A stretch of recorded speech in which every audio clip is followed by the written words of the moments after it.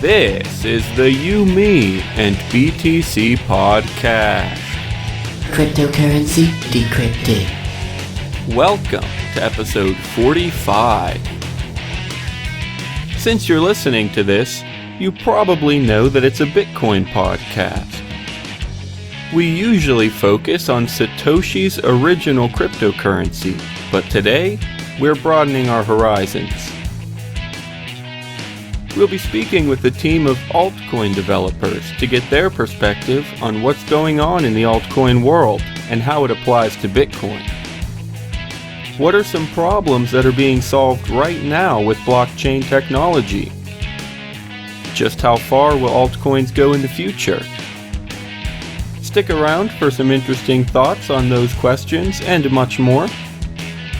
Your hosts are Tim Baker, John Stuart, and myself, Daniel Brown. Here we go.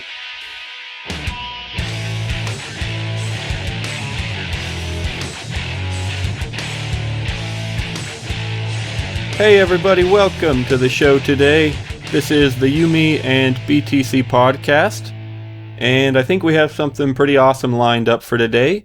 We're here with a number of altcoin developers. They work pretty heavily on the Canacoin project. We've had the creator, Josh, on the show, a while back now. I don't know what episode it was. But we also have several others, and I'll let them introduce themselves in a moment. But I guess our goal today is to kind of talk about altcoins in general, maybe some trends we're seeing, just kind of what's going on in the altcoin community, and see if they have any input, and also how things are going with Canacoin too. So I'm pretty excited for this. I guess I'm Daniel Brown, and I'm here with Tim Baker. Hello. And John Stuart. Hey there. So we're your hosts today, but I'll go ahead and let the Canacoin guys do some introductions. I guess just go for it, guys. Let us know who you are again and what all you do for the project and stuff like that. I guess I'll go first. Thanks again for having us on the show. Really appreciate it. My name is Josh. I'm the lead developer at Canacoin, also the creator. And I also work on some other projects like Canapay and projects in the crypto space for other coins like Altcoin, etc. My name is James. I am a side developer to Canacoin. I assist Josh with the main development, and I'm also a community administrator of nwgt.org. My name is Patrick. I help Josh and James and Phil here with a lot of different stuff. I mostly do community development, but I work on a lot of stuff behind the scenes to help to organize our Canacoin convention that we had up here in Seattle. I live in Portland, so we're all West Coast for the most part. We have guys that are close to us that are based in different states, and we work on a lot of different cool projects together. Hey, I'm Phil. I met these guys through online, hanging out in IRC channels, and Patrick kind of drew me in and introduced me to Josh, and we've been working together ever since. I do software development and quality testing and whatever else I can help and pitch in with. All right. So I guess I'll just start out with a fairly general question, and like I said, we can take this wherever you guys think we should, whatever's important to talk about. But I guess to put things in some fairly general terms, I want to know, where do you think altcoins are going? What all is going on in the altcoin space? Is there anything really, really good happening? Is there anything not so good happening? Just anybody have any thoughts on that? What the heck is going on in the altcoin space? I do have a kind of a general idea of where we're at in the altcoin space. I feel that last year, towards the end of the year, we saw this major influx of new coins just rushing in, all sorts of ideas, new creations. And now we're kind of reaching a point where we've seen the innovation, and we've seen coins come in and create communities, but now it's becoming a little bit more of a challenge to start these new altcoins and create these new networks and keep them secure with the influx of ASIC technology. So I feel like we're kind of moving as a group into this next phase of altcoin development, and now it's kind of where are we going to go into the next step, and who's going to be the leaders going forward. So I kind of see that as where our placement is generally. Yeah, I'll chime in as well. I find that the alt sphere is getting very diverse from where it initially started with the proof of work and branching off from a fork of Bitcoin and Litecoin and such. And now we're in a pivotal point where it's getting really juicy, I would say, and we're seeing a lot of, pressure on the developers to change the protocol a little bit and, go into a different direction where proof of work is becoming so ASIC run, and there's threats prevalent in the smaller mining spheres that could attack these networks. So we're almost seeing the developers forced to being pushed off these protocols and having to come up with new ideas. So right now we're seeing these new ideas branching out, and developers are coming up with great innovative ideas that people can kind of collaborate together on and, take in a different direction for themselves or work on the same project with another person. So we're seeing a lot of diversification in the alt sphere. Chime in too. The altcoin space has changed so much in the course of like 9 months since Dogecoin, almost a year now since Dogecoin was released. One of the biggest trends I'm seeing is for successful coins is you really can't launch a coin anymore based upon just a protocol or just some random idea. Like you really have to have a product, or you have to have a product, and you also have to have a lot of transparency to be successful. In my opinion, I think the best coins out there, like Vericoin, Redcoin, Blackcoin, they really are pushing the development. There's so many good coins out there, but there's at the same time, for every good coin, there's probably 10 coins out there that really aren't doing anything, and they're just hyping a lot. So another trend I've seen essentially is a lot of transparency. Developers are having to basically come out and publicly give their real names, publish white papers, get photos, get out there in public, which is very different from where we were, say, in January when there was like 100 coins launched a week by just anonymous people. So it's really been really interesting to see how the altcoin space has developed in a very short amount of time. To add to that, I think that with that transparency and these launches of any coins, we're seeing like different strategies where people are having to bring to the table full roadmaps, and it seems the strategy in approaching an altcoin is a lot different these days. Yeah, and it's turned as the ICO. Like another thing about altcoins, what's changed is most coins, launched say like between let's say December and like May were basically coins that were purely mined, and now because it's almost too late in the game to launch a mined coin because it takes a long time to distribute those coins. So now we have a new form of launching your coin where you do this thing called an ICO, where you go pre-mine your coin and you go sell the coins through an exchange, and you're basically giving people an opportunity. You're trying to distribute your coins out in a different way. So the distribution process of altcoins has changed a lot, and I mean that's something you can't duplicate. That's why when we launched our coin with a 0% pre-mine back in March, I mean we did it. This was a long-term goal. We plan to distribute these coins over time. And basically, because you can't really fake that distribution through the mining process. You can't short circuit it.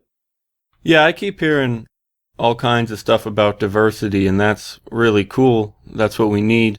I remember I was talking with one of you the other day about kind of using altcoins as a way of testing features. And it's cool just that when things are so diverse and when there are so many possibilities, ideas that are being tried, it's a way for all that to go down and for people to see what works and what doesn't work.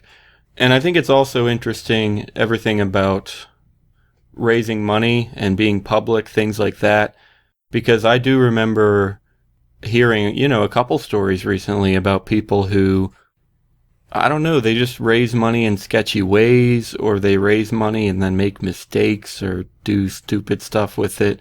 And so I agree with that's a really important thing, is to try and pay attention to who's running things, what are they really planning to do. I think that those aspects are, heavy in the alt sphere, and it's causing people to come up with new ideas and new schemes to generate, finances to get these coins launched. And I honestly see that the rush of people trying to create new coins this day and age in the altcoin area is somewhat taking away from the overall, grandfather of Bitcoin. And that's maybe why we see some of these price decreases and why we're seeing so much attention being drawn out of Bitcoin and in other areas. And people are investing heavy amounts of money and, heavy amounts of time into the altcoin area because there's these new ideas that they can take control of, and they can feel like they can bring new ideas to the table now. And now's the time. So we're kind of seeing that heavy influx in that area. Yeah, you're right. It's like altcoins are like the perfect opportunity. There's not so much opportunity in Bitcoin because it's so specialized in the mining aspect, and even in the trading world because of all of the high frequency trading through APIs and whatnot. It makes it a challenge to even compete. So people are going out there in a space where it's almost like you have unlimited room to do anything. Launch it with an ICO or come up with some scheme. So it's great because it offers people a place to be entrepreneurs and start new ideas and innovate, but it also attracts like people who want to come in and realize how foolish some people are. One area that I've really been impressed with innovation coming out of altcoins, really, I think, is a unique one, and that is crypto trading software, conditional freeware, that allows you to trade with robotic assistance in exchange for having a certain amount of their coin on deposit at the exchange. And there's several examples, including one that we're working on within this group. Yeah, I think that that's just due to the innovation being, desired from these people. I mean, if you're not able to provide these tools to keep up with the demands in the market, I mean, altcoins and crypto it's not a new thing anymore. It's been around for quite some time. People have had time to develop in it. Now I think it's really about creating these platforms and these infrastructures already in place in the standard financial world. We're trying to create them in the crypto world, and we're rewriting the rules basically and creating new ways of doing things. And so in order to keep up, the demand is there to create software that can do that. And behind that is, the backbone of Bitcoin and the protocol, the blockchain, and, the whole security of the network. So we are, like Seb was saying, is re-engineering the old financial infrastructure and creating it for the web and new way of transacting in a crypto world. And altcoins are just more specific to genres. I think that some of these innovations in the altcoin space are kind of feedback into Bitcoin entrepreneurs like Coinbase and BitPay, where I was just watching something the other night about the APIs they're releasing to make Bitcoin building on top of the blockchain easier, like with Satoshi or BitPay's Insight or the Bitcore. They're creating these new tools for people to build. I'm hearing quite a bit about, adding all kinds of new features and connecting our world to the crypto space. And I think that's at least the way that altcoins maybe should be going, at least long term, getting different aspects of our world, like I was saying, connected with the crypto space. There's all kinds of ideas out there like ride sharing tokens, or even like LTB coin, where there's coins for content or participation in the network and stuff like that. I think those are some really cool ideas to kind of implement these decentralized ideas. And then there's coins like Storage, or Storage, as some people say, and then all these crazy new things with smart contracts and stuff like that. I think those are all really cool ideas, and I don't even know if some of those things can be considered altcoins because they're so different and kind of have a whole different aspect. But to me, that's kind of where I see at least the end game of altcoins. I mean, I know there's going to be plenty of in-between things, maybe some things that aren't super different, some things that might completely flop. You never know, but that's where I see things going long term, is to kind of stretching out to, I think, one of you was saying genres, kind of just having different genres to get involved in crypto. I think you're spot on with that, and I think that it is about creating things for the real world, about creating things that you can use every day. That's what creates value for these coins. And if you're too focused on creating like something that doesn't have any use, or creating tools for people to use it, then there's no value in the coin. So I think that we're seeing coins being forced into creating these outlets or these tools. LTV coin is a good example of content creators or people who want to participate in publishing articles or whatever it is that they're involved in. That niche fills that role for them. But in order to get involved, they need to have the tool sets for them to use, and if the coin is there developing the tool sets, then it's what Bitcoin was. It's like a coin you can send back and forth. It does no good other than that.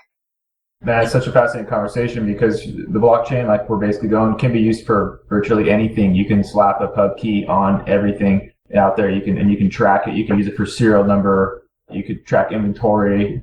You could track times when people used it because if they accessed it or whatever they had. Maybe they sent a coin, like you're saying. Maybe they sent a token to rent a car out there or something like that. They go buy tokens and they go around town and they can jump into a ride share somehow using the tokens. And there's so many applications for it that I think it probably goes through all of our minds. And we're super aware as a team that there are so much more applications for the blockchain than just a currency. Yeah, we experience, this whole new realm of currency and exchange and adding some backing to a substance or physical item here. And, you were mentioning these alternative ideas that could you even necessarily call them a coin? And, I think the only reason we call them a coin is because that's what we're just familiar with, but they're just alternative blockchain technologies. And, I think Satoshi knew what he was getting himself into when Bitcoin was launched, and he knew that the idea was going to spawn out. And obviously not everybody was going to just gravitate to this one idea. They were going to want to take it for their own and branch out. And we're just seeing that, productivity level increased and, developers coming in with their own ideas. And these new ideas are really making crypto and the idea of the blockchain technology more accessible to the public that may not necessarily understand information technology or understand the principles behind Bitcoin and what Satoshi brought to the table. And if we can create some type of alternative currency that appeals to somebody's interest, then they might be more apt to look into the idea and how it functions and gain interest into that idea. And so that's kind of where we're at in the alt spheres, is we're seeing a lot of influx of people and a lot of interest into different currencies, and a lot of money is being directed towards the alt currency area. And the focus isn't necessarily on Bitcoin this day and age. We see a price decrease, like I mentioned earlier, in Bitcoin, and we might see a huge influx of millions of dollars flooding into the altcoin sphere that could have been in Bitcoin. But, there's a little diversification going on. And at this point, it's really great to see. And I think in the future, we're just going to have to continue to watch the market, continue to see how it progresses. But, it'll only to reveal itself the further we continue in. Yeah, I think it was a good point that it's not about the individual ideas or this blockchain. It's about the technology and the use of it. I mean, each separate blockchain, even though they might be separate, there's other platforms for these to communicate using APIs or, other services online. And that development, I think, is what's driving the future of altcoins, trying to create this space of interconnected blockchains. And I think recently we're seeing this whole side chains or these kind of like block nets, these network of blockchains starting to come up. And I think that's going to be a trend here in the future, is how do we get these coins to talk together in a way that's not confusing to the end user, because that's at the end of the day what we're trying to do, is make it easy for grandma to use, and some of these ideas, that's what their goal is to make it as, non-technical and difficult to get into. Just make it, an app on an iPhone. That might be the whole concept of the coin, but getting the technology into people's hands and getting them using it without them knowing what it is they're doing is important.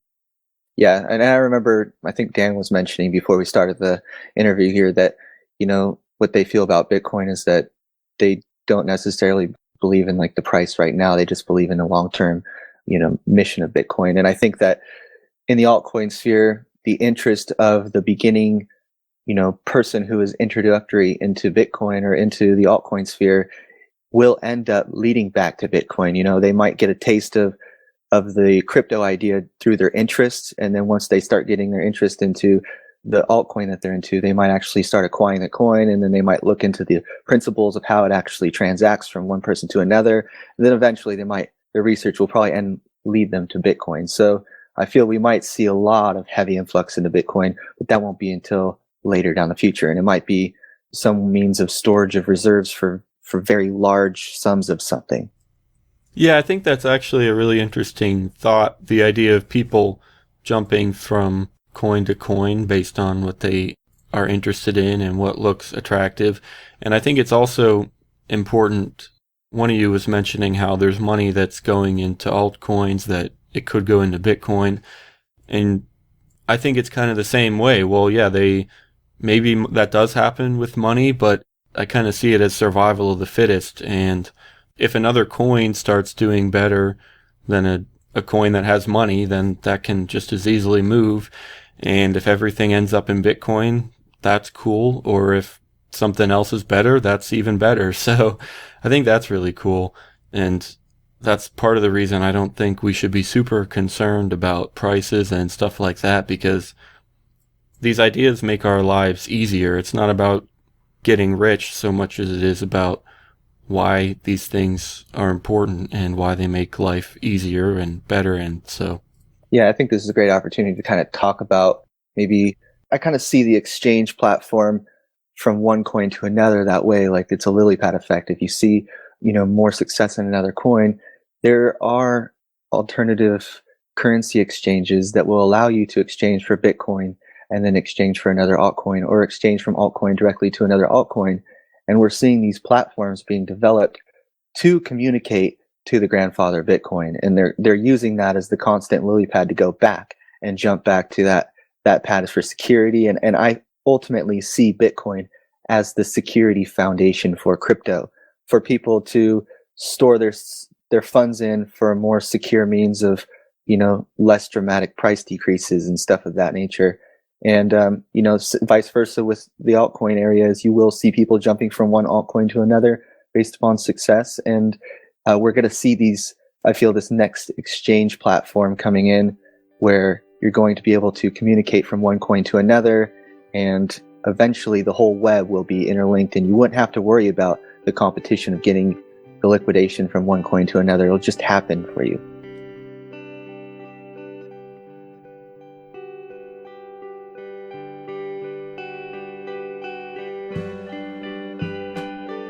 You're listening to the YMB and BTC podcast.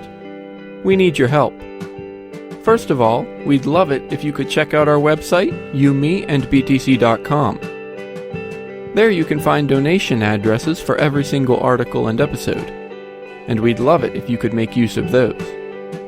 We could also use some fans and followers, so if you're willing, please visit Facebook or Twitter.com/YMBandBTC. Lastly, remember to subscribe to the show. You can do that on iTunes or sign up on our website to receive email updates. Thanks for your support.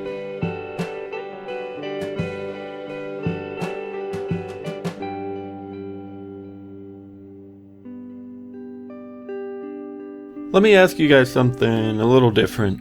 I know all these crazy ideas that we're talking about and all these different coins that have some real life uses and stuff like that. Those are all really awesome, but I think not all of them, but a lot of them are still under some pretty heavy development. They're still trying to raise money and whatnot.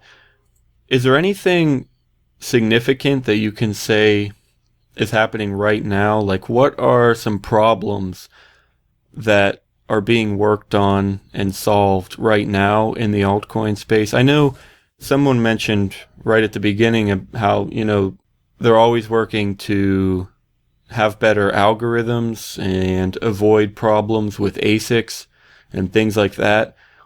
Are there any problems like that are being addressed right now, or that have been solved or at least improved recently? Yeah, definitely. One of the one of the big problems with altcoins in general is that they're mined for Bitcoin, right? So a lot of people buy these script miners and they set up these mining farms so they can extract the wealth out of the altcoins and pay their bills in Bitcoin, right? At the end of the day, they just want Bitcoin.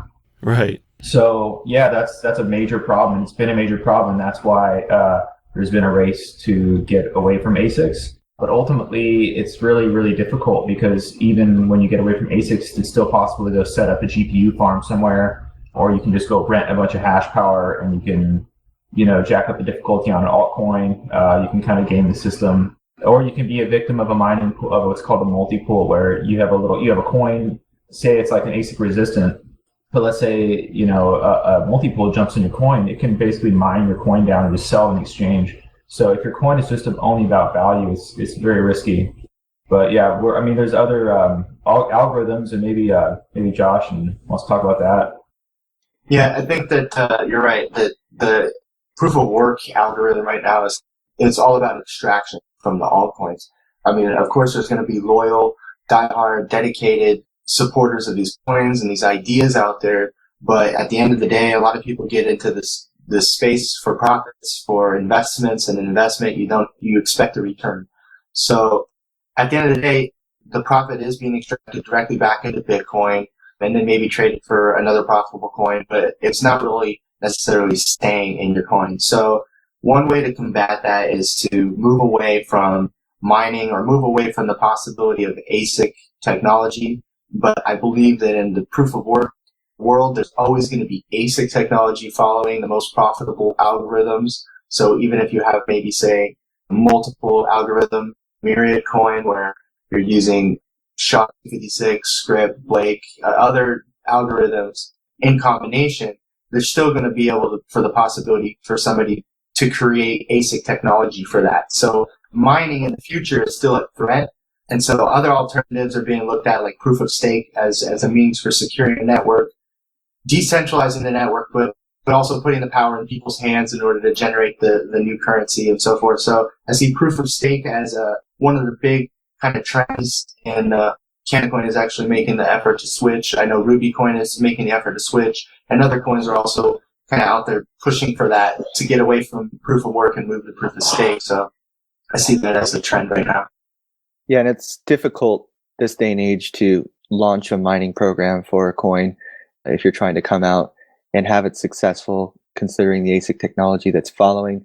And a lot of the platforms to build your altcoins off of are based upon these mining algorithms. So people are also moving into ICOs by trying to sell their pre-mined block to the public through an exchange and then offer incentives to hold the coin. So there's been a lot of incentivizing for stability in the market and offering people the means of generating the new currency in the future and giving them that power. Yeah, you're right. Since there is that want to go to proof of stake to secure a network, in order to get these coins into people's hands, you have to either buy them or they have to be distributed through either an ICO or an IPO, which means a pre-mine, or an initial proof of work period. So that proof of work period for most coins, that option is going away because there's so much basic technology out there that can instantly, mine a coin and instant mine it basically right at the get-go with tons of hash power. And the competition or the fair aspect of the network is not really there anymore. So proof of work is getting off the table, and now it's left to ICOs. That's why we're seeing more ICOs and IPOs start up. And then also, not only is it dangerous and risky, in my opinion, it goes against the principles of a blockchain, of having a distributed wealth mathematically and not through a centralized means like an IPO or ICO. So that kind of also adds to the equation, I guess, when it comes to the proof of stake. Yeah, it's kind of draining out the altcoin sphere and making it very difficult for new coins to start. So there was an initial window and opportunity for people to jump in and create their coins. But nowadays, this day and age, it's so difficult, and the threat that somebody could overtake your network and become the majority is so prevalent that, we'll probably see a little bit of trail off from people trying to start as many coins, but they're still out there. So I guess I will ask, do you think any of those issues are potentially a problem for Bitcoin? I mean, I know we've kind of seen the ASIC problem, except it hasn't really been a problem for Bitcoin because it's the biggest coin by far. So even with ASICs, it would be hard to really have a majority of the network. But do you guys agree with that? Or do you see any other problems that you think could ever potentially affect Bitcoin based on what you see in the altcoins? I want to answer this first. I think that proof of work for Bitcoin is not a problem at all. I think actually the proof of work for Bitcoin is the only proof of work that really needs to exist at the end of the day, because it's been mined that way. It should really continue to be mined that way. The whole network is built upon that technology. I mean, I don't think the Bitcoin core developers are going to risk changing to another protocol when they have something that basically works. And the ASIC technology is just, it's just a battle for bigger guns. Everyone's always trying to get the better technology. But you can't really go to proof of stake, I think, with Bitcoin, because Well, I don't really know why exactly, but I think it'd be an extremely unfair advantage for Bitcoin. To add to that, to my knowledge, I believe that Bitcoin is the only network that's feasibly impossible to overcome with a 51% attack. And that's by acquiring the power, acquiring the facilities and the equipment and the manufacturing for all of those ASIC chips to overtake the network at this point in time. So it is the largest, most secure network that exists. So at this point in time, I think it's safe to say that Bitcoin is never going to switch from proof of work until we see that it becomes obsolete. Yeah, I don't see the network ever being threatened in that fashion unless we had maybe some severe energy crisis where it was $1 per kilowatt hour or something, and people had to shut down their miners and it started to decrease the hashing power. But at this point, it's slowly increased and developed over time. That I don't think that their threat is ever going to be imminent. Yeah, and it's transitioned from, instead of it becoming a threat as far as 51% attack, it's just becoming a more specialized profession in order to mine, in order for it to be profitable. I mean, anybody can sit at home and take their old school jalapeno 5 gigahash machine and throw it on the Bitcoin network for fun. But if you want to make it profitable, you need to go out and invest the big dollars and make sure that, it returns for you. But I still think, plenty incentive for people to continue to mine and try to specialize in that field. And I mean, it's at this point in time, if you look at the difficulty chart for Bitcoin, I believe they still just go straight up. Yeah, I definitely wouldn't say it's not a possibility. We can't predict the future, but at this point, I would say I wouldn't be too concerned with that. And when the concern does arise, they could probably consider switching to a different algorithm, and they might want to, create a plan B just in case. Yeah, I think Litecoin is an example where we had proof of work really extract a lot of wealth. Script miners were made to, when probably were being designed when Litecoin was probably around like $25 to $50 per coin. And now it's down to like $3. So Litecoin has shown much less resilience. Bitcoin's shown amazing resilience in the face of new technology.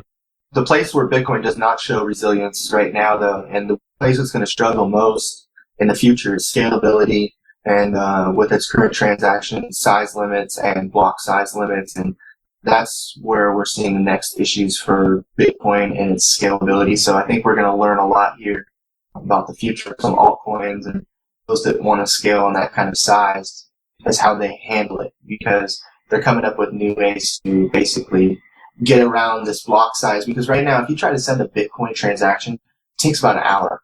If I recall, the last transaction I took, it took like 40 minutes or something like that. So we're starting to see queues, and we're starting to see the scalability of the network affected.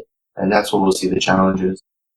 Yeah, I think that's something I probably agree with. I don't know a ton of the technical things behind it, but I can definitely agree that if we want Bitcoin to be used as much as we really do want it to be used, then the network is going to need to speed up or make accommodations somehow. So I also think that's really important.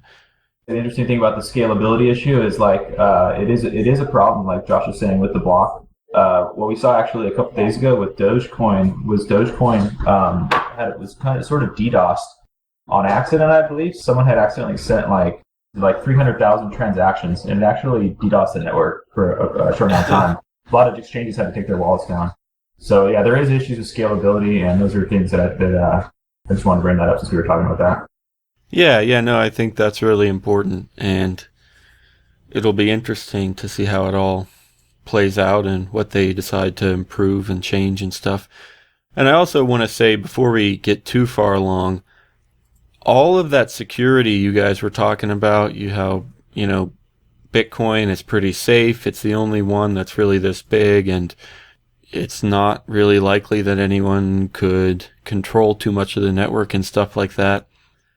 I think that is amazing, and I think that's what people should know, that is the reason that there is so much value, or, one of the reasons that there is so much value behind Bitcoin, and so much more value than the altcoins right now, is partly, in large part, because of all that security, all of the miners, the diversity among the miners, all over the world, I guess, and then different sizes of, companies that are cloud mining, and people can still mine in their basements, like you were saying.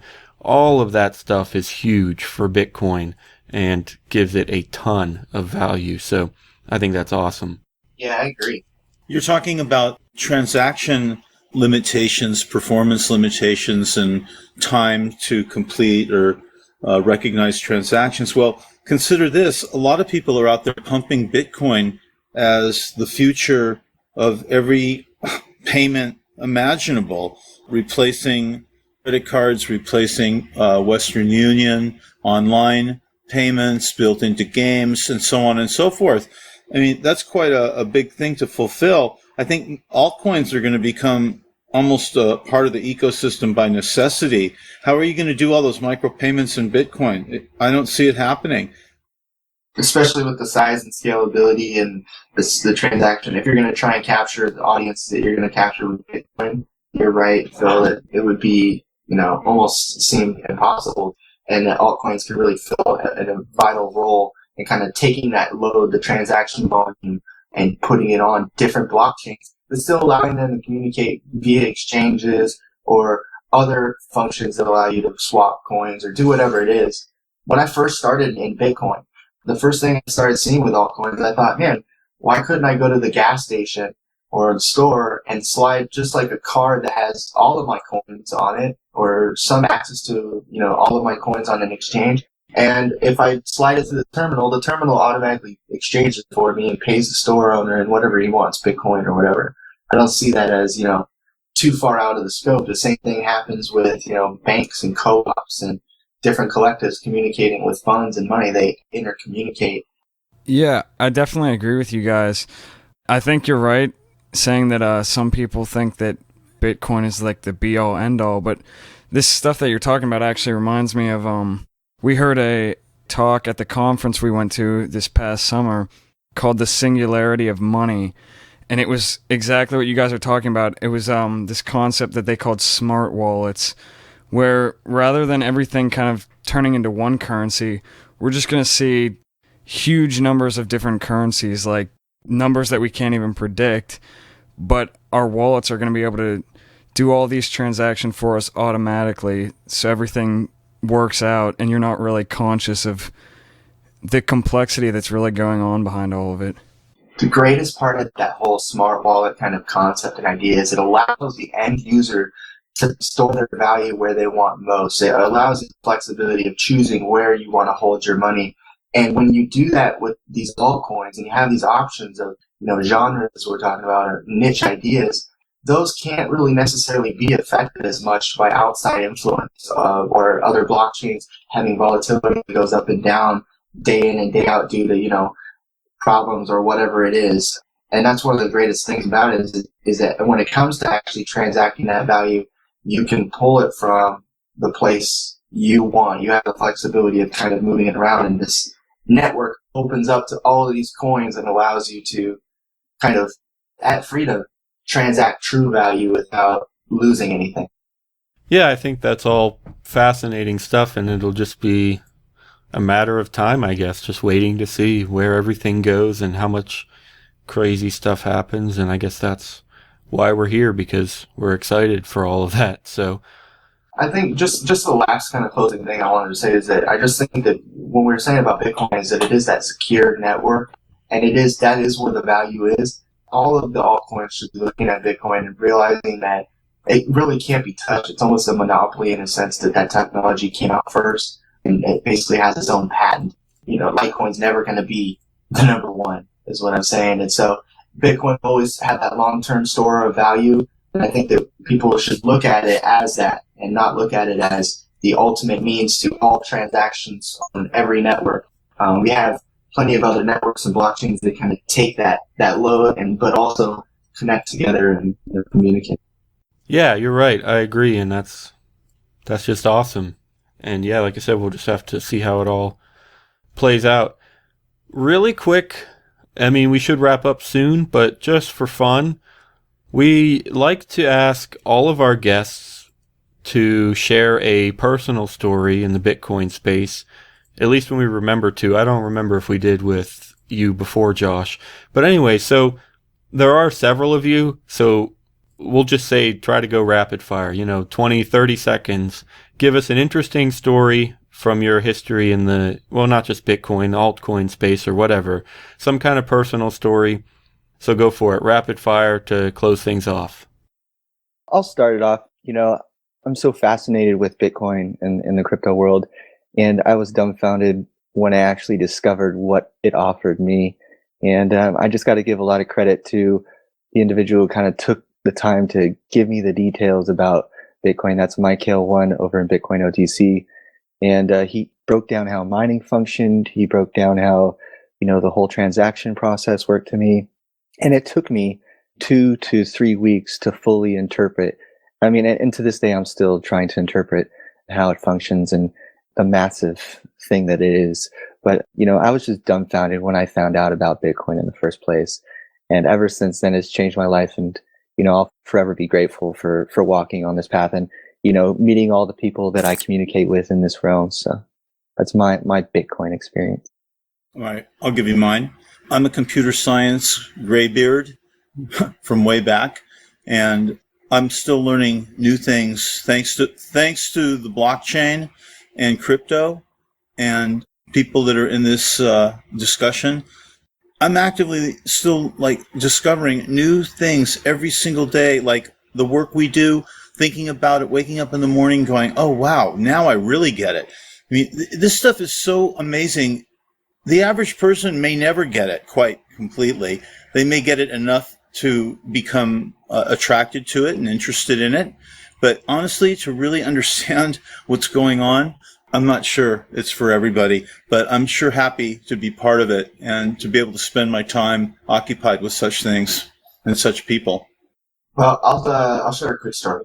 Just as a coin creator, creating Canacoin, I've seen some amazing things kind of happen in not only crypto, but in Canacoin. I've seen, people come together and learn new things and get motivated to even change career paths and take on new kind of projects. But I've also seen good things come from crypto and seeing people getting cannabis from the coin that I've created. And that was the end goal, is to get it out to patients, medical marijuana patients' hands, get them easy access to cannabis. And I've seen it happen on numerous occasions. Not only do we offer a store that gives people the ability to go buy some cool items and custom art and pipes and whatnot, but I've seen true help get to patients. And for me, to see my project get in the hands of people and for them to take it and give it its life of its own is just inspiring and makes me excited every day to get up and learn new things about the protocol and dive deeper into the code. And I'm excited for the future of Bitcoin and altcoins in general. My experience in the altcoin space or the crypto space has been so fascinating as well. I mean, I got really, I didn't really get into altcoins until like around Dogecoin, around last November. And there were so many scams that were going on. And I think most of us, we probably lost a little bit of money. And then so we started looking for ways to make our money back or maybe make a little bit of money. I mean, most of it were just playing around. A lot of it was just learning. One of the greatest experiences I had was actually, and I hate to sort of plug Ripple, but I get a lot of flack for that. But I got really interested in the Ripple network for a long time. And I started trading IOUs on there. And I started seeing the value of these crypto-backed sort of gold, silver, other products and stuff like that.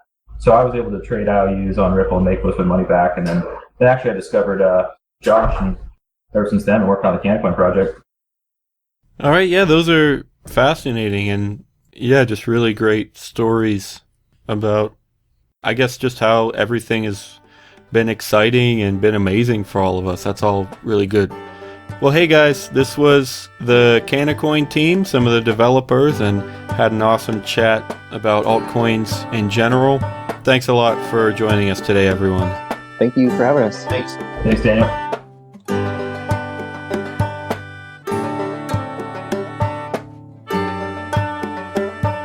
Thanks for listening to episode 45. All of the music in today's show was from John Stuart. We'll see you next Thursday.